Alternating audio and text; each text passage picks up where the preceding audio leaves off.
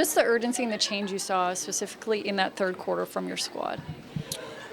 Just a credit to our habits, especially offensively. I really shouted out David Roddy post-game. The way he moved the ball, it seemed like he made every right play on offense. He got off it when there was 2 on the ball. He shot it when he was open. When he engaged an extra defender, he made the right play. And I thought that was contagious going into that third quarter that we had, that monster third quarter. And so kudos to him for his experience. We talked about it earlier. He's a guy that can really get downhill and shoot it, but his decision-making and playmaking I thought was awesome, and it bled throughout our young team.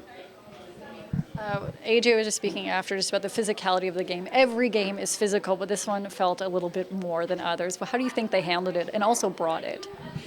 I think when we're challenged, that's when we're at our best. I think our challenge is bringing that level of intensity and urgency from the very jump. You know, we can't wait until we get elbowed. We can't wait until, you know, we get knocked down or we get pushed. We got to step on the floor with that, right?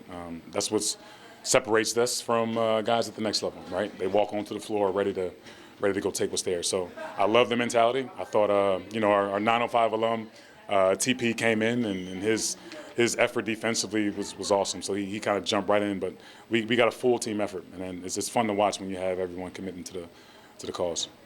Chucky, I know obviously he's not going to play because he's recovering, but seeing him on the bench and being around the team, just seeing him around the organization right now. I'll tell you what, that's the best we played defensively in a few games, and I'm accredited to Chucky being there. You know, his presence is felt even on crutches, right? But you know, it's great to have him around. He's still being a leader and a coach, you know, even though he can't step from the court. So love having him here, and the guys do as well. So the third quarter was the difference, the points and the defense between the transition. Yeah. The difference was I thought it started with our defense.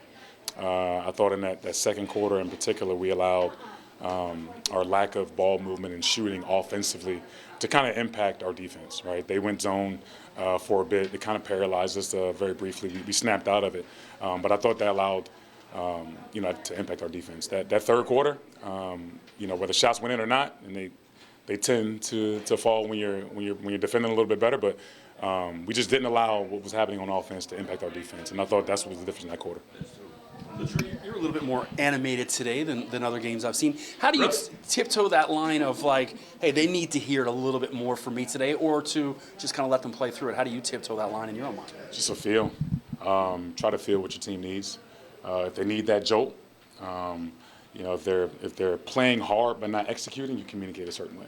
If they're executing but maybe playing a little softer, then you got to communicate in a certain way. So I just kind of gauge what our team needs and in that moment, and then I try to get them going best I can. The Super Bowl Sunday, Seahawks or Patriots? My birds in it, so I could care less. You know, I'm gonna just enjoy the game.